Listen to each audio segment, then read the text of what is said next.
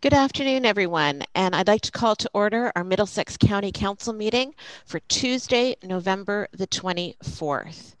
Is there any disclosure of pecuniary interest? Okay, seeing none.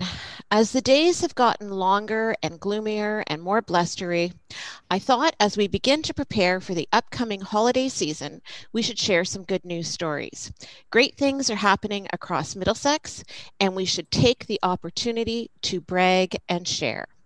So, first up, we have to congratulate one of our own staffers. Congratulations to Morgan, who was recently awarded the Award of Excellence from Western University's local government program. The Award of Excellence is provided to an individual who has inspired creativity, innovation, and conviction in belief of the merits of delivering public service excellence. The recipient has also demonstrated these attributes that have inspired others and resulted in public service excellence, customer-centered service, fiscal accountability, innovation, results orientation, leadership, and collaboration. I think we can all agree this pretty much sums up and describes Morgan. Please join me in congratulating Morgan on this well-deserved award and recognition. Virtual clap, virtual clap.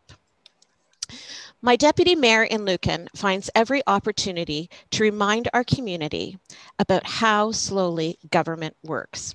Well, Councillor Smith shared with me this week that sometimes the wait is worth it. Sidewalks have been installed in the Healy Ave subdivision, and residents are loving them. Families, children, and seniors have already made the most of them and have created their own walking loops. Curtis has received many positive comments, which in our line of work can be rare. Congratulations to Adelaide Metcalfe Council for seeing the values and benefits of sidewalks. Also from Councillor Smith, he recently shared with me and some of the staff about an email he received from a resident in the United States who is researching moving to Canada. He saw an article that quoted Curtis on the benefits of his community and, of course, Middlesex. This gentleman has committed to paying Adelaide Metcalfe and Middlesex a visit when the borders open to explore the potential of a new home. Further enforcement that we never know how far-reaching our comments will go. We must always be on our toes to present Middlesex and our communities as places to be. How exciting for Taylor Kehoe from Strathroy Caradoc, who is one of 7 golfers named to Canada's women's amateur team for 2021. Taylor's home golf courses are Westhaven and Strathroy's Caradoc Sands. Congratulations also to Miranda Vanderwall from Strathroy, who just signed with the University of North Dakota's women's basketball program.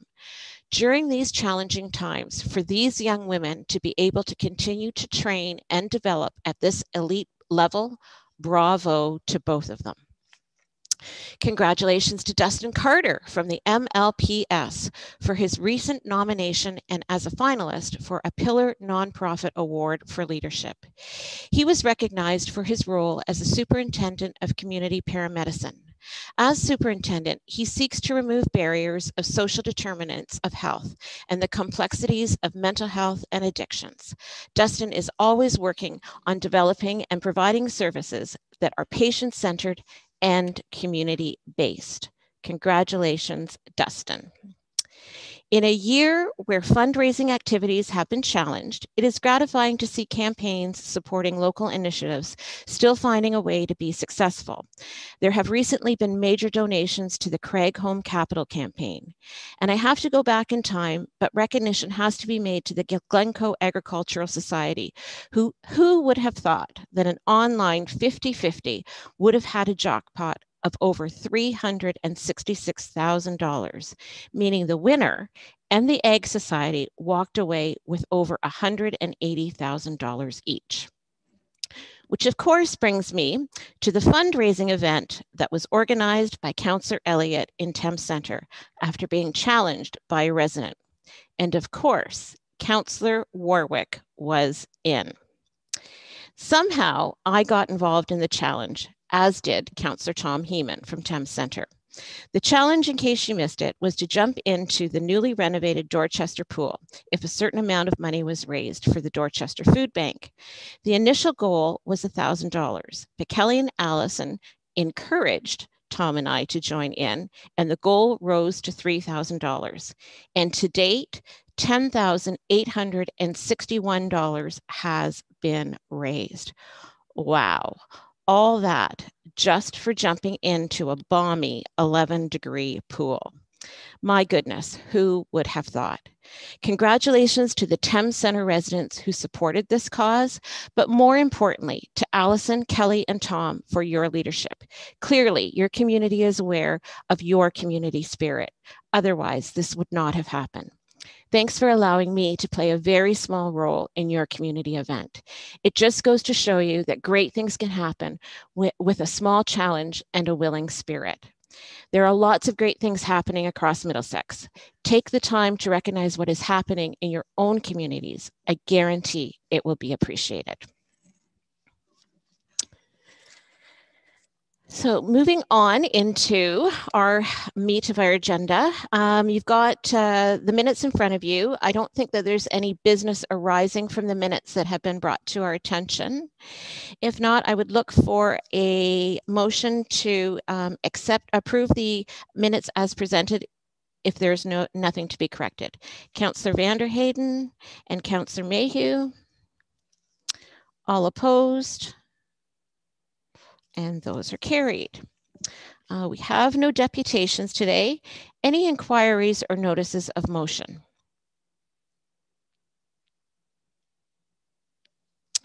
So moving right into our new business, and this is an amendment to a grant contribution agreement, Regional Relief and Recovery Fund through tourism, and Kara is going to present this. Yes, through your warden to council, this is a very simple extension of the current contracts for which we received over $138,000 from FedDev Ontario via TAIO for tourism relief and recovery. The extension is a result of the COVID restrictions placed on many tourism businesses in the region over the course of the last few months. So the allowance is for our contract to instead be at a deadline of February 28th, 2021, as opposed to the original deadline of December 18th, 2020. Any questions or comments on that for Kara? So seeing none, you've got a recommendation in front of you. If I could get a mover and seconder for that, please. Councillor Warwick and Councillor DeVete, all opposed, and that's carried. And before we move on, I just have to say that that's been a great program, and I know many communities have taken advantage of it, and all the work you've done, it's just been so great during this time. Thank you. Okay.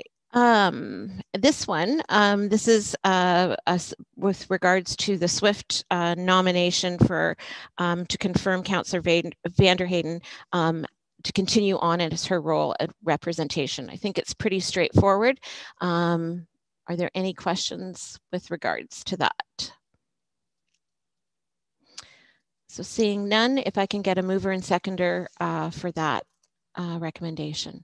Councillor Cornelissen and Councillor Elliott. All opposed? And that's carried. And thank you, Councillor Vanderheyden, for agreeing to stay on in that position. Uplink Wireless Municipal Access Agreement. Chris, this is yours. Thank you, Madam Warden. I'll be brief. You've seen a number of these reports come before you over the last few months, and it's all good news. This is another broadband operator that wanted to expand into Middlesex County and are proposing to run telecommunications infrastructure along Elgin Road and Westchester Bourne in Thames Center from Elgin County up to the 401. So in order to facilitate that, we have an agreement in front of you today, and it's similar to other agreements we put in place over the year, and just recommending that the agreement be approved. And I'd be happy to answer any questions. Thanks very much, Chris. Any questions on this? Okay, and then I would look for a mover and seconder for this recommendation, please. Councillor Ropp and Councillor Richards. All opposed? And that's carried. Councillor comments and other business. Okay, moving into bylaws. Kathy. We have 3 bylaws today. A bylaw to authorize the execution of an amending agreement number 1 to the Regional Relief and Recovery Fund Contribution Agreement between the Corporation of the County of Middlesex and Tourism Industry Association of Ontario.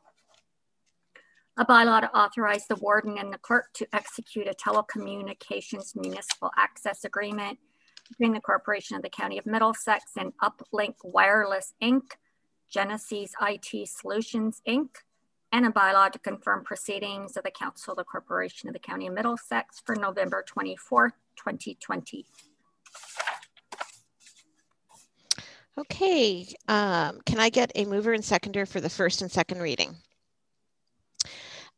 Councillor Warwick and Councillor Mayhew. All opposed? And that's carried. And then a mover and seconder for the third and final reading. Councillor Vanderheyden and Councillor Smith. All opposed? And that's carried. Moving into the Committee of the Whole, we do have a presentation with regards to payroll service, with regards to a payroll service delivery review. And joining us is Andrea Spence, the Senior Manager from Industries and Government Practice, Optimus SBR. But it looks like maybe it's, oh, there's Andrea in the back corner, in the bottom corner. There you go. Welcome, Andrea. Thanks for joining us. Thank you so much. And I'll also let you know that my colleague Elizabeth Hill is also on the line. Elizabeth, if you'd like to pop in as well. Good afternoon, everyone. Thank you so much for seeing us this afternoon.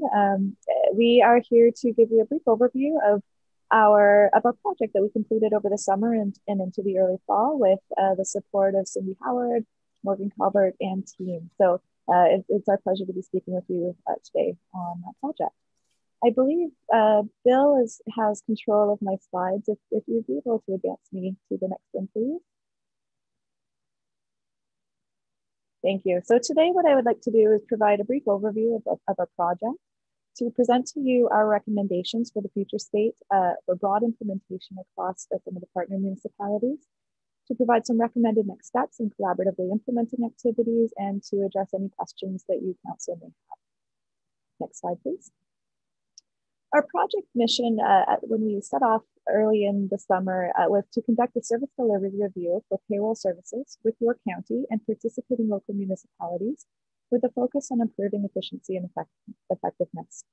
Success at the end of the project looked like having a common understanding of the current state of payroll services across the county and your partners, development of a future state payroll model that enhances efficiency and effectiveness of payroll services, actionable recommendations on the processes, roles, responsibilities, and systems required in the future state model, a clear roadmap for implementation of such model, and importantly, engagement and buy-in from payroll staff and leadership involved in the process to be able to support implementation. Next slide, please. Our project consisted of 4 major steps. At the beginning, we did some alignment in terms of what is it that we're going to set out to do. We talked about our process, we kicked off together, and we got right into the research to understand how things were working across the various partners. We conducted a thorough current state assessment where we worked with each of the participating local municipalities, including yours, to understand how payroll services have been organized, what opportunities for improvements to effectiveness and efficiency existed, and we summarized those in an overall current state report, and conducted a number of working sessions with partners to be able to validate findings and ensure that we have the right perspective to move forward. The following step was looking at future state recommendations. So we pulled in our advice and experience in working with councils and municipalities across the province and beyond to be able to inform these recommendations. And I'll talk about that in just a few moments. We recommended a number of pieces. There were some broad recommendations that would apply across all of the partners, and then some municipality-specific recommendations as well that were applied to each individual partner. We summarized everything in a future state report and closed things out with a final presentation and a knowledge transfer and project closeout process over the last couple of months. Next slide, please. So in terms of the context, we pulled in to be able to develop our recommendations, that current state assessment report, a number of working sessions, a review of comparable jurisdictions and other organizations who have shown some demonstrated success in payroll service, as well as some of our experience as a management consulting firm in understanding best practice and leading practice in payroll service delivery. We consolidated and prioritized our recommendations, and again, developed broad and municipality-specific recommendations, which we presented back and discussed with the team. Our framework for assessing these, for assessing each of our organizations and payroll services in particular, really was foundational on these 6 different categories as part of our service delivery framework. So we looked at governance, client experience, process, cost, technology, and resources, and essentially assessed the capabilities of each of the partner municipalities in how they are performing payroll services against each of these dimensions. Next slide, please. And this is a very detailed slide, but it is in your package to be able to understand payroll service capabilities. So we were able to look at each of the partners and based on their capabilities, place them within this model to understand where they sat. So where we actually assessed Middlesex County was right in that top right quadrant, where we were looking at controlled and managed, and then the recommendations that we put forward would move you into a managed or strategic standpoint, which is appropriate given your size and complexity. Next slide, please. So right from the beginning, as we were assessing how we would be moving each of your partner organizations forward, we looked at a few principles to be considered here. So we wanted to ensure that we were building internal capacity and establishing partnerships for shared services to move up those capability stages appropriately. Understanding that not every municipality involved in the project needed to achieve that highest level. Not everybody needs to be at that strategic level. And iterative improvements to core payroll service capabilities are advised. It's not about starting at the beginning and making a significant transformation to get everybody to the highest level. It was about looking at how can we continuously build on strength and address issues to be able to move things forward in an iterative way. Next slide. So overall, our broad recommendations included the following. So number 1 is to establish a collaborative service procurement and delivery model. And what that includes is a view to shared purchasing, shared tools and technologies, shared services, and potentially fee-for-service or access to additional HR or payroll service advice. Secondly, to share payroll policies and procedures to promote adoption of best practices across partners. Thirdly, to coordinate and jointly purchase employee benefits plans across municipalities to achieve a number of mutual benefits. And finally, to develop common key performance indicators that would promote continuous improvement across your partners. As expected outcomes, what we were really hoping to achieve here and what we think that these recommendations would achieve for you are, number 1, cost savings and financial benefits, shared resources and expertise and enhanced experience, and more efficient processes and quality.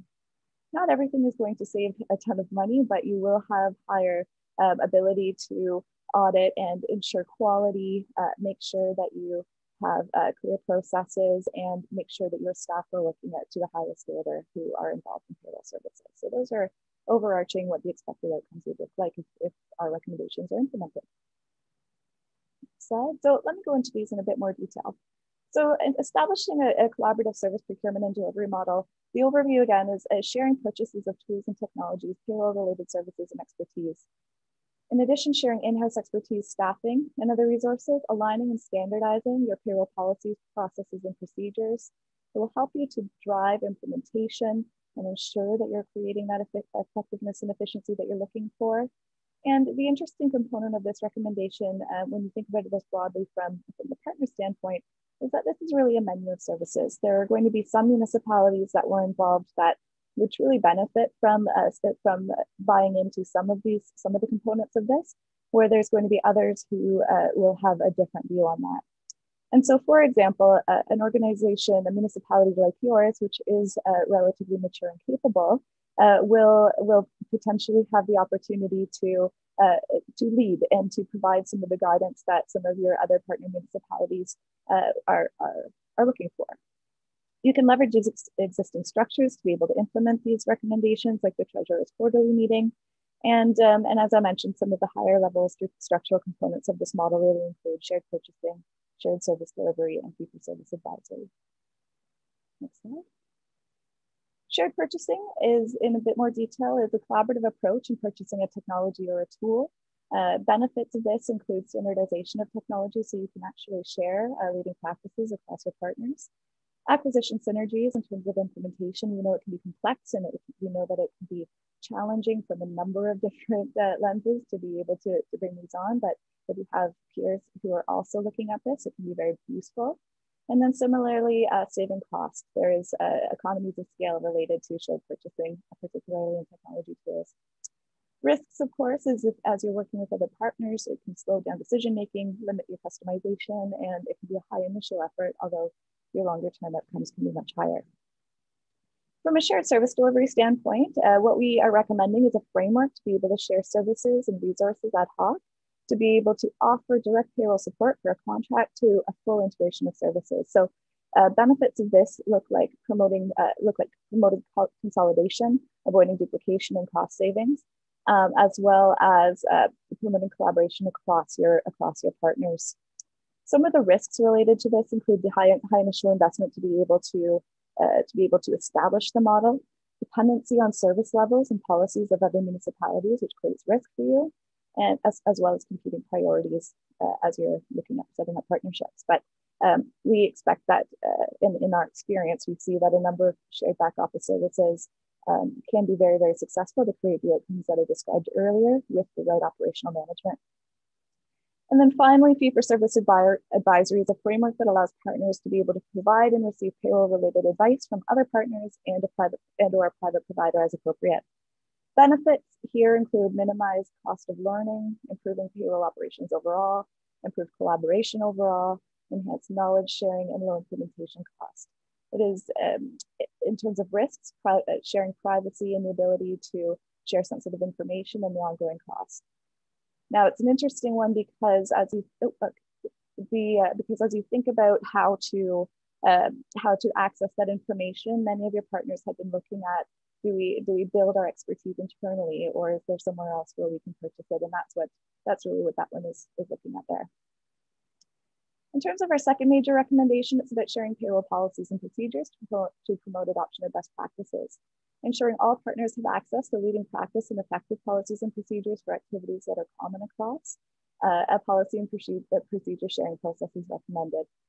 Creating a central repository for any of those key process and policy documents that you are interested in and that are relevant to others. This is not about harmonizing or standardizing. That's not appropriate in your HR world, and you have a wide variety of processes that aren't applicable in complex unionized environments. So that's not what we're recommending, but there is opportunity to learn from each other on this. Implementation considerations include customized policies and procedures. Taking the good stuff from everybody else's procedures and sharing yours as well can help everybody move forward together. And then you would need to ensure that with any process change here that you are using very effective project and change management approaches to ensure that people are coming along with it and are supporting change. Benefits here include improved quality of processes and procedures, improved knowledge sharing, and increased efficiency and cost savings to be able to promote continuous improvement overall. Thank you. Thirdly, our third major recommendation is about coordinating and jointly purchasing employee benefits plans across municipalities. In alignment with the recommendation to do group purchasing of technologies and tools, we wanted to highlight the recommendation that you consider coordinating and jointly purchasing respective benefits plans. The approach here is looking at comparing and contrasting benefits packages, determining if there are any interested partners, selecting a provider, and negotiating and implementing. Now, you may be able to look at broader packages with independent plans within. And the point here is really increasing the pool of benefit recipients to be able to create some savings here. Implementation considerations include thinking about your union and labor relation implications, if there's anything applicable here. And likewise with anything else that we're looking at, if there's any process change, it's implementing project and change management approaches effectively. Benefits here include a reduced cost for benefits, shared knowledge base for supporting benefits administration, which has been identified by a number of your partners at the GAP, and an increased pool of participants which can decrease the overall cost for everybody engaged. Thank you. And finally, developing common key performance indicators. Looking at leveraging the momentum of the project that we've completed to be able to develop a common set of KPIs to measure the performance of payroll operations with the intention of identifying key areas for improvement on an ongoing basis. The approach here is developing that inventory, evaluating and deciding on a few top 3 to 5 meaningful KPIs, developing a reporting schedule, and then using that to be establishing clear accountabilities, timelines, and process for leveraging insights. And the key part there is leveraging insights to be able to take what you're finding across your partners and using that information to do joint continuous improvement. Benefits here include improved decision-making, evaluating performance, helping to track progress and growth, and providing insight into common issues. Thank you. More specifically towards Middlesex County, these are the county-specific recommendations that we were looking at.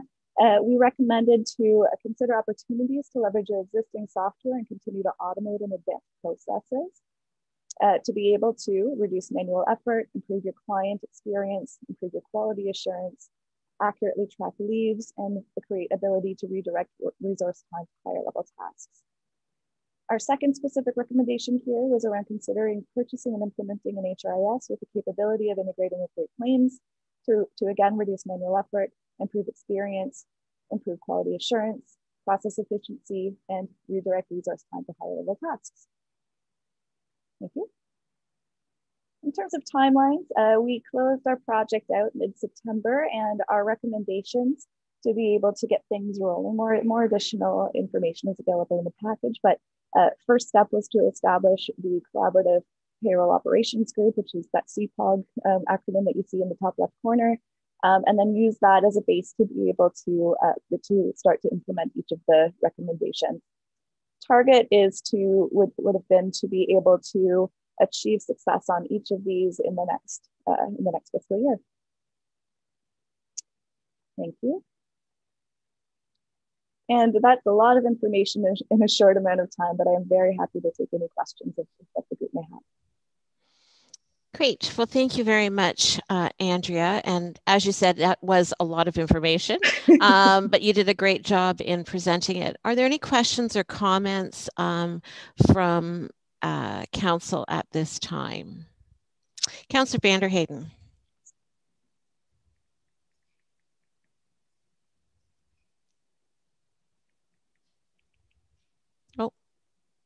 Can you? Got it. Sorry, I couldn't find my mouse. It was running all over the screen. I had to chase it down. Thank you very much for that presentation. I'm always happy then we get the presentation ahead of time so we can actually have some kind of thought process before we get it. So appreciate that. A couple of questions. One, you talked about the audit and quality virtual piece and standardization.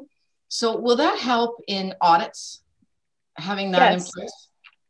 Absolutely, and that's one of the key outcomes that many of our clients find extremely valuable after going through these service delivery review projects. Is once you're able to actually enhance the quality and the confidence that you have in the data that you have, then you will have a much cleaner report on what's good, what's not, what needs to be updated. It's a very strong positive outcome that we would expect to see if these were implemented appropriately.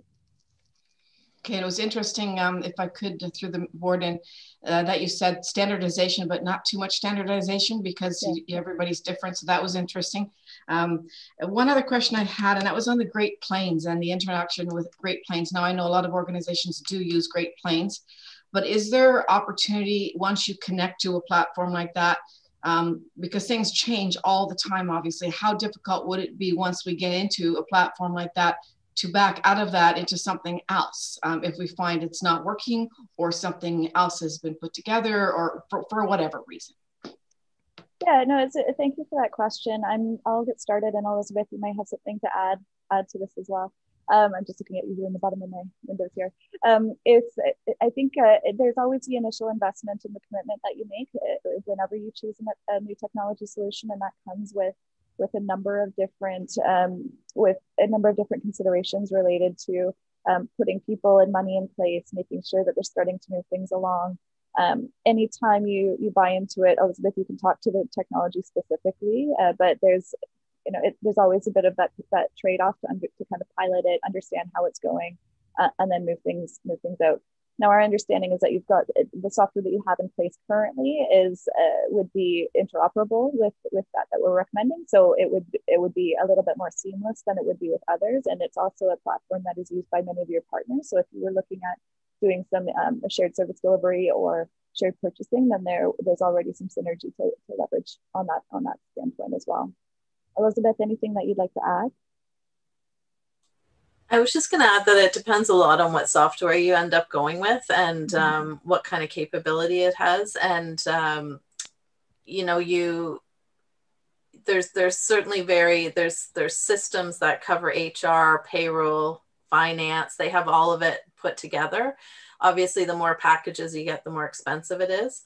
And the question is always whether you want to maintain your current accounting system. If it's going well, there may not be, a need to then move into another financial software. So it really depends a lot on what you determine your software needs are. Thanks, Elizabeth, and thanks, Councillor, for your question. Any more follow-up, Councillor Vanderheyden? Okay. Any other questions or comments for Andrea or Elizabeth? Okay, well, thank you very much for that presentation. And as we said, a lot to digest and looking forward to moving ahead. So thanks very much. Thank you. Have a great afternoon. Thank you. Great, thanks. Okay. Moving on to our action items, I'll turn this over to Morgan, having to talk about the Municipal Modernization Program with Ontario. So actually, I'm going to flip this one over to Cindy, if I may, Madam Warden. Yes. Yep. So thanks, and through the Warden. This payroll project was made possible by funding under the Ontario Ministry of Municipal Affairs and Housing Municipal Modernization Program, the Service Delivery Review, Payroll as a Service.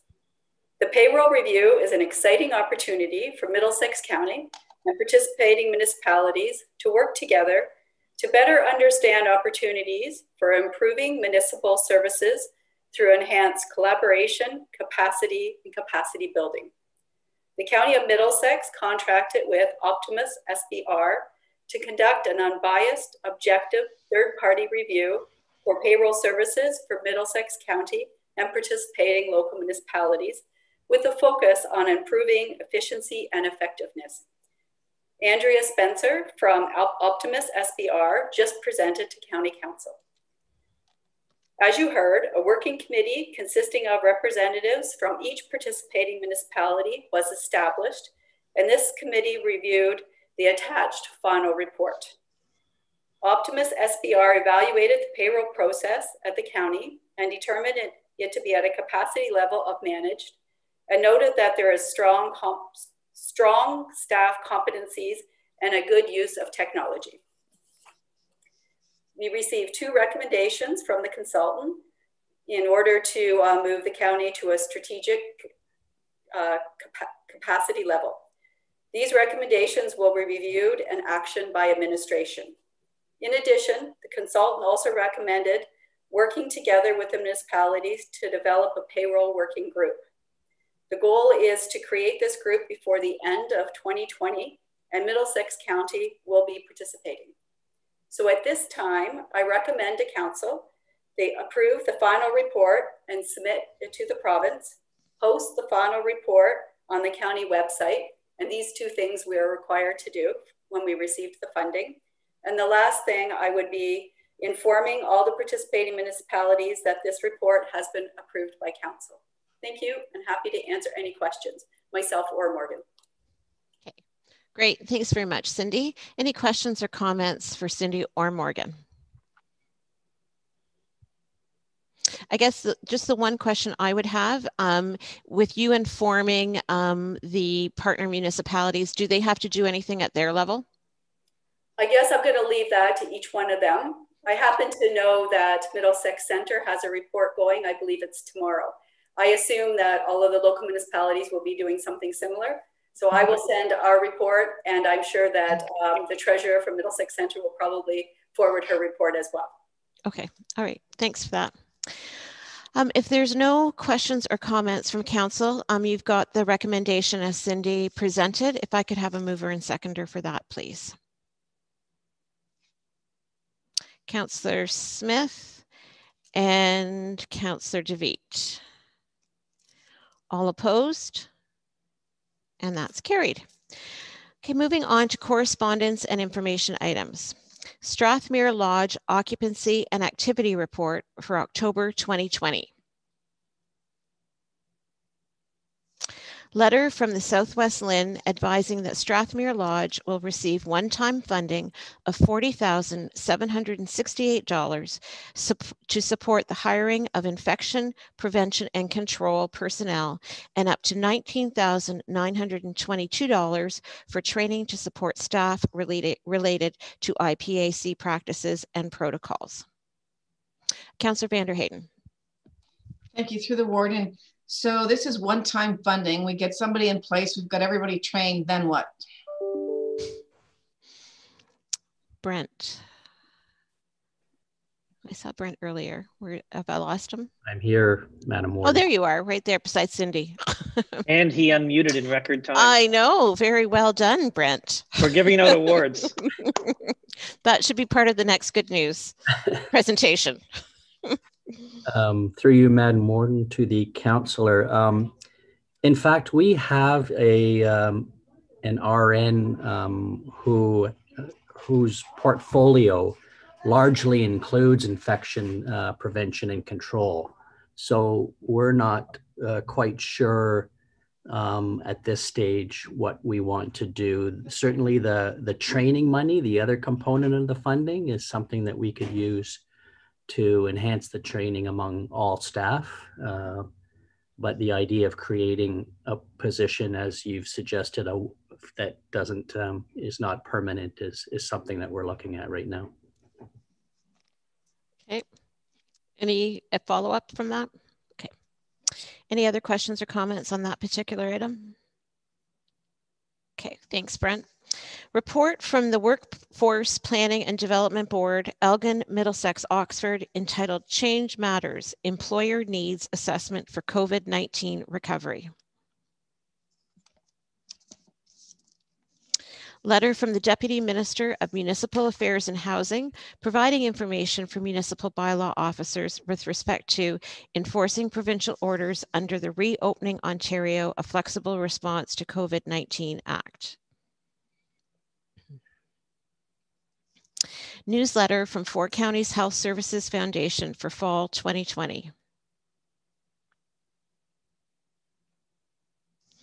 AMO update entitled 1.75 billion announced for broadband across Canada, dated November 9th, 2020.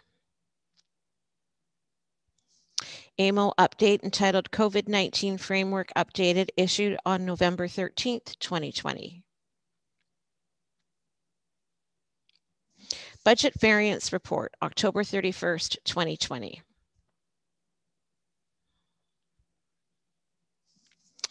Report AMO update entitled COVID-19 Resiliency Infrastructure Steam Intake Open, expanding mental health services, and AODA compliance report deadline extended, dated November 17th, 2020. Letter from the Ministry of Environment with respect to proposed legislative amendments to the Conservation Authorities, Act and the Planning Act, dated November 5th, 2020. Councillor Vanderheyden. Yeah, through the warden. No, I'm not even sure how to ask this question. There was a lot of talk with the Ontario caucus of FCM and the AMO representatives about this particular one. And I don't sit on a conservation authority, so I'm not sure who on the screen here does. They were quite concerned that they were losing a lot of opportunity with their communities to run things as they saw fit, and yet we're being told that things are changing, and there was no real conversation from municipalities on if that change was good, bad, or indifferent. So I don't know if anybody has an answer to that or a thought process, or I don't know who wants to take this one on. I know Councillor Warwick sits on the Kettle Creek Conservation Authority, I believe. So, and I see your hand up. So yeah. Councillor Warwick. I'm just trying to find, I had something written up for our council last night. I'm just flipping through it, trying to find it. Basically, I just went through a couple of the more serious concerns that we had with this proposal. And a lot of them were, you know, the appeal process, the fact that the minister can override the decisions that are made, the vulnerability of the areas that are going to be developed, whether the planning commissions, you know, having the last word on it were appropriate. Also the makeup of the boards, to asking that it all be municipal councillors and no private citizens. And I'm not really sure, with the consultation process, it seems to me we started out with concerns, we went through a consultation process, and we're back to these same concerns again. So I'm not sure what changed or what was considered, and it's really left a lot of people wondering, you know, what's happened in the last year. There was also concerns about the timeline being brought forward too, because of the things that have happened this year. The timeline seems to be quite quick. And again, it's one of these bills where there's a lot of things put into one bill. It's a change to the Conservation Authority's way of doing business, and it's in a bill for COVID recovery, titled that way. And it just seems to be a hasty action on our provincial government part. I was talking to our council last night, and as I sit on the board of the Conservation Authority, things are tight. There's not a lot of extra money there. We really do work well on trying to make sure that our budget doesn't go up. And this year, I think we're looking at a 1% bring forward. But the composition monies at, say, for Kettle Creek, over 60% of that is self-raised through our campgrounds. And then we have 2% from the province, and the rest is up through the municipalities.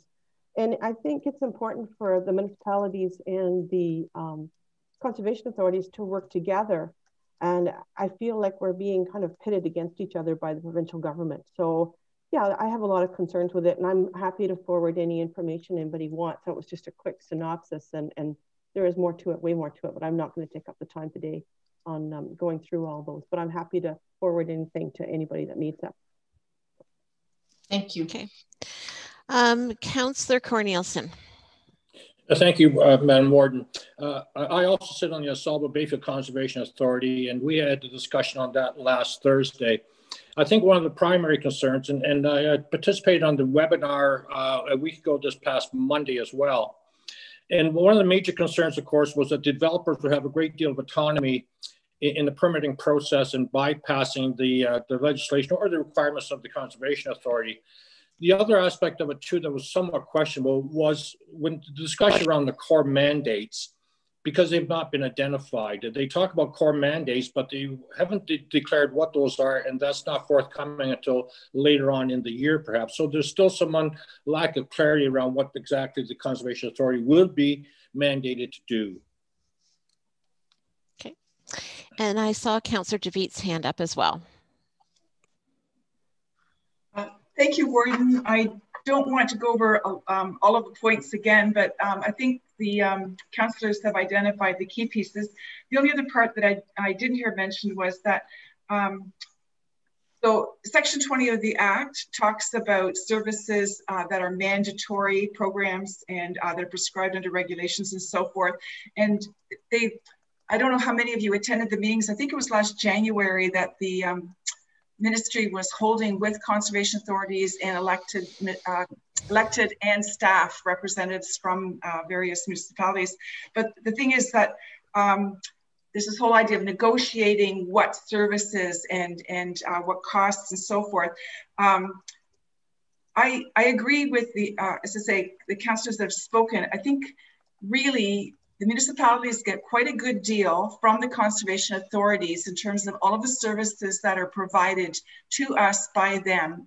And to Councillor Warwick's point too, a lot of the activities that conservation authorities have undertaken, these are initiatives that they've undertaken to fund a lot of the work they do. So for example, as Councillor Warwick mentioned, the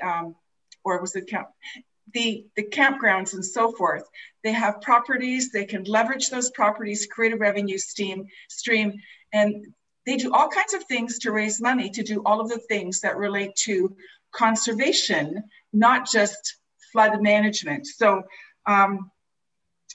yeah, and I'm not sure, the only other person they mentioned in the documents is the representatives will be elected municipal councillors, except the minister will have the authority to appoint someone from the farming community. And I don't know if that means that, say in our area, a representative from the OFA or someone like that would sit on all those boards, or will be a local voice for local farmers there, or so say there's not a lot of clarity around some of the details. So I'll just stop there, but I think there is reason to have more conversation, and I don't know, sticking it in an omnibus bill and getting it done doesn't strike me as good teamwork.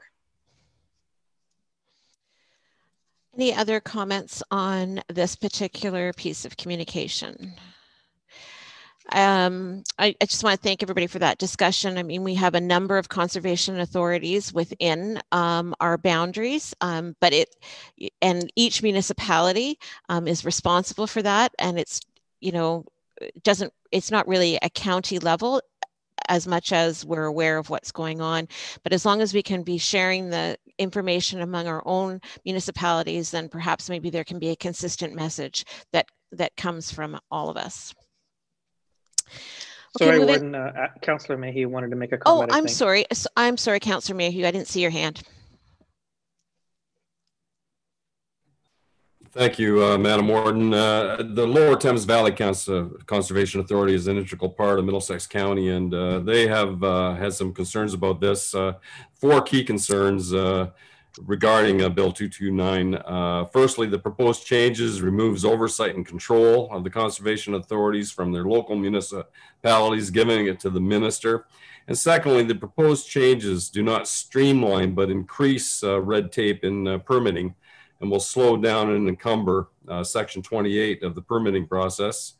The proposed changes to the Conservation Act and the Planning Act will endanger the protection of local watersheds and the environment. And finally, proposed changes will not support and improve continued protection of local residents from natural hazards such as flooding and erosion. So it is a concern to all, and I just felt obligated to give the Lower Thames Valley Conservation Authorities feelings on this. Thank you. Great. Thanks, Councillor Mayhew. And once again, sorry I missed your hand. Any other comments before I move on? We'll take a better look. Okay, moving on in our communications, letter from MPAC providing information on the postponement of the 2020 assessment update due to COVID-19. AMO update entitled Bill 218 passes 2020 Auditor General's report and clarifications of budget property tax measures dated November 18th, 2020. AMO update entitled Updated COVID-19 Measures, New LTC Projects, Emergency Orders Extended, and AODA items. Can I get a mover and seconder to receive those items for information, please? Councillor Warwick and Councillor Elliott. All opposed? And that's carried. Any inquiries? Councillor Vanderheyden. I don't know if this is where you want me to speak about our amazing event yesterday. I think this would be a great place. Would be a great place. Okay. Thank you. So as everyone knows, that yesterday the Middlesex Women's Caucus held its very first virtual discussion with women from across the county. I believe there were 81 requests for participation. The conversation actually centered around impacts of COVID-19 on Middlesex women, and three things that we were trying to get out of this, and the team was amazing. We wanted to determine local needs and gaps, and what this will do is it will help us target lobbying and advocacy efforts. Also, we were looking for improved access to information and services, what information people were looking for and how we can make sure that they have that information. And Cindy did an amazing job with a PowerPoint explaining what the county has available, and the City of London, the health unit, et cetera, et cetera. So that was put out there as well. And we also wanted to talk about life and work balance. And Her Honor, Lieutenant Governor Elizabeth Downswell, she brought greetings and reminded us that it's the 50th anniversary of the Royal Commission report on the status of women and how very important the work we all are doing is. She actually stayed for the entire 2 hours and made a statement at the end of our time together as well. It was just absolutely amazing that she was, first of all, able to make it right. We thought we would just get some greetings, but she actually was made her presence felt there. So that was really, really incredible. Our guest speaker was Shauna Lukowitz, and she wrote a PowerPoint presentation on pathways and the pandemic. She talked about barriers that women are facing, which have now been magnified because of COVID. All of the achievements that we've made over the years, and they seem to be going in the wrong direction. For example, the number she gave us yesterday was now 55% of women are off of work. Now that's some are temporary layoffs, some have absolutely lost their job. So they're talking about the she session, and it's been devastating to women's employment, which is leading to significant well-being concerns. So when we opened the conversation, what will our path forward be? And then we listened to all of the women that wanted to speak, and it was really incredible to hear. And I'm just going to highlight very briefly some of the things that we were hearing. The single biggest need is childcare. Caregiving roles for parents and high needs children are incredible. There seems to be no respite right now because all the other programs are closed, and there's no opportunity for people to find respite. The cost of care equipment and access to medication have been very frustrating. The medical health toll is extreme. The mental health toll is extreme on these families. Pay equity, they talked about we need to get away from all the part-time jobs because that seems to be where all the women are losing their jobs. Not all of them, but a lot of them. We need to bolster small businesses, particularly businesses that are run by women. And that doesn't mean we don't want to bolster all small businesses, but this was a woman conversation. So just thought I'd throw that out there. Broadband connectivity, working from home has been sketchy at best. With everyone working from home, schooling at home, et cetera, has been very, very difficult. They also talked about rural isolation, the need for transportation, gender violence. Someone spoke about the Women's Rural Resource Center. It's been very difficult parenting. They're juggling so many tasks.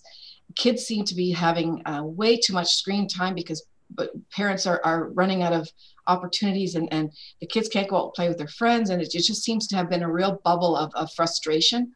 They also talked about the very toxic social media that's out there, and when they go out, they were even talking about road rage, and I think all of the counselors around the table have heard from their community. Everyone's speeding, nobody's listening, everybody's going through stop signs. It's just been, I don't know what it is and what is happening out there, but that was one of the thoughts that was brought up. One of them also was where to get local information, and this is from a brand new resident to the county. And we also had someone speak from Middlesex London Health Unit on new moms and how important it is to keep reaching out to them and helping them. So I guess to kind of condense it all, each of us around the table has a story, and we all face trials, gender inequity, multiple frustrations. Strong women are not strangers to hard work. They're full of creativity and hope. They power forward with grace and wisdom, and they do understand justice. And we will continue to break down walls and defy stereotypes. But women leaders are in every facet of society. They're at home raising a family and running a household. We have women that are CEOs, some that are in politics, and also every other vocation. And we need to support each other. And we need women at all levels. And why is that? Because we need to reshape the conversation. And that has been highlighted throughout this particular pandemic in the fact that all the different things that they brought forward are happening. And so we need to look forward to find out what that path forward is and how we can, as councillors, as mayors, deputy mayors, as leaders in our municipalities, doesn't matter if we're men or women, how do we make sure that we look at these issues and how do we help our families move forward in a really positive way?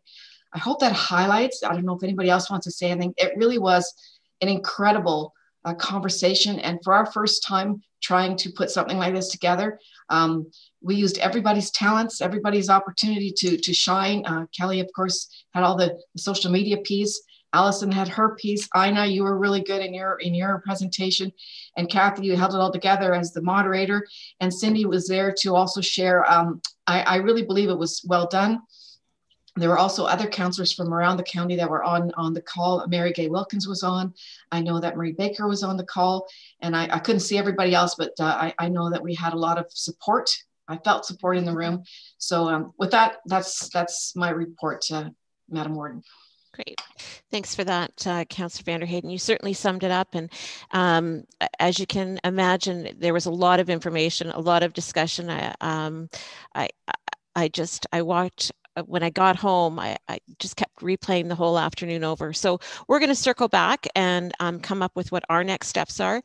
Councillor Elliott's working on a press release that we can get out that kind of sums up, what was discussed and where we want to go from here, because it was quite evident that a conversation was started and it needs to continue.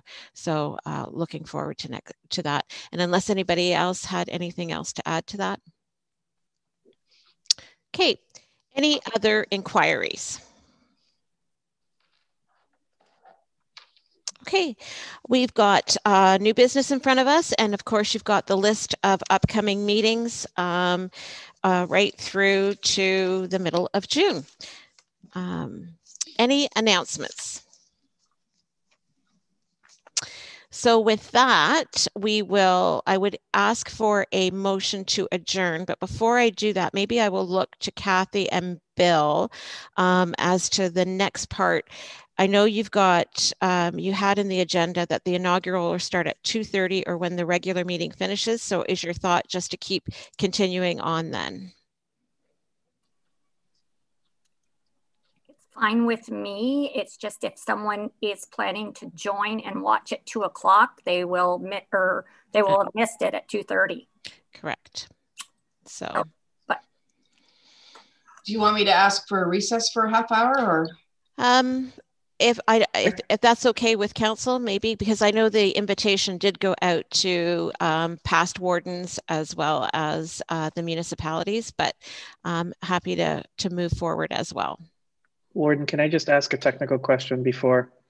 So Morgan or Bailey, is it best to just for me to put everybody in the waiting room, or as opposed to logging off and then coming back in? I'm just worried about getting those links back, everybody getting those links back. Really, as long as Chris or I keep the Zoom window open, we can all run away and then come back without any issues. So. Okay, good. I just wanted to check on that. Thanks, Warden. So that would be what I would suggest. Then we can just log off and one of the three of us will keep the window open. And when you come back, you'll come back. Okay. Do you want us to have to totally log out or just keep our screen on the? It's up to you, I think, is what Morgan's answer was. But if you want to log out and just use the calendar link you used originally, it should get you right back here again. It's your choice. Okay, so with that, then we do need to adjourn. We have to adjourn this meeting anyways, because the inaugural is technically a separate meeting, correct? Right. Okay. And then we'll turn off the live feed and then start it back again at 2:30. Okay. All right. Sounds good. Okay, so Councillor Vanderheyden and Councillor DeViet, all